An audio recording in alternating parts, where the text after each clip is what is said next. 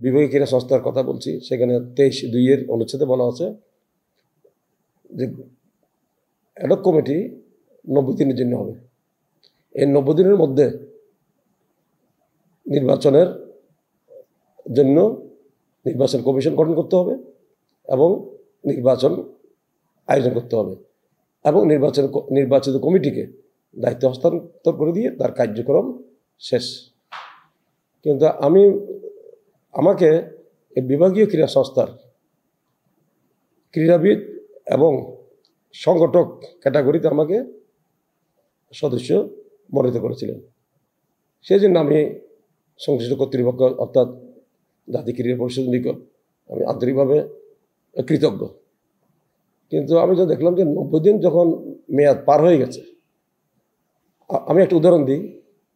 আপনি যদি মেডিসিনের দোকানে যান, মেডিসিনের প্যাকেটের গায়ে লেখা আছে ডেট অফ এক্সপায়ারি, অর্থাৎ এটার ব্যবহার একটা মেয়াদ লেখা থাকে, লাস্ট ডেট। আপনার খাদ্যদ্রব্য কিনতে যান, সেখানেও ডেট অফ এক্সপায়ারি লেখা থাকে। তো ডেট অফ ওষুধের দোকান বা খাদ্যের দোকানে সংশ্লিষ্ট ওষুধ এবং খাদ্যদ্রব্যের মেয়াদ যদি উত্তীর্ণ হওয়ার পরে সংশ্লিষ্ট দোকানদার সেগুলি তার দোকানে রাখেন এবং বিক্রি করেন, তাহলে দেশের আইন প্রয়োগকারী সংস্থা যারা আছেন তারা যখন যাবেন, তাকে তখন দেশের আইন অনুযায়ী পানিশমেন্ট দেবে, ঠিক না? তো আমাদের এখানেও এটা ডেট এক্সপায়ার হয়ে গেছে 90 দিন পরে।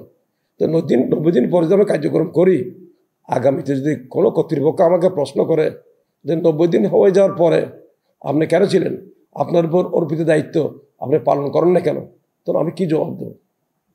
তো অতীতে আমাদের ডক্টর ইউনূস সাহেব বলছেন, এই চট্টগ্রামে আসার পরে উনি পোর্ট, আমাদের কালুরঘাট সেতু উদ্বোধন, চট্টগ্রাম বিশ্ববিদ্যালয়ের কনভোকেশন, ওনার বাড়িতে বিভিন্ন জায়গায় উনি স্থানীয় ভাষা বাংলা ভাষায় বক্তব্য রেখেছেন, আমি সেগুলি দেখেছি। তার মধ্যে একটি কথা হচ্ছে যে আমাদের যে পরিবর্তন হয়েছে, মানে রাজনীতিতে পরিবর্তন, এটা শুধু পরিবর্তন না, যে কারণে পরিবর্তন হয়েছে, যে জন্য পরিবর্তন হয়েছে সে যদি পরিবর্তন না হয় তাহলে পরিবর্তন লাভ কি? আমি সেটা বিশ্বাস করি। আমি একটু বিতু টাইপের লোক। আমি ওই আইনকে শ্রদ্ধা করা, আইনকে মেনে চলা আমাদের সব নাগরিকের কর্তব্য আমি মনে করি। আমি সে বিশ্বাসে নিজেকে চিন্তা করলাম যে না, এটা ডেট এক্সপায়ার হয়ে গেছে, সুতরাং আমাকে যে কর্তৃপক্ষ বানিয়েছে তাকে আমি জানিয়ে দেওয়া উচিত। আমি তাকে সেই কারণেই আমি আমার যে পদত্যাগ বলবো না, সরে যাওয়া, ত্যাগের পদত্যাগ করা, আমি পদত্যাগ পত্রটা আমি সংশ্লিষ্ট কর্তৃপক্ষের নিকট পাঠিয়ে দিচ্ছি। আশা করি তারা এটা গ্রহণ করবেন।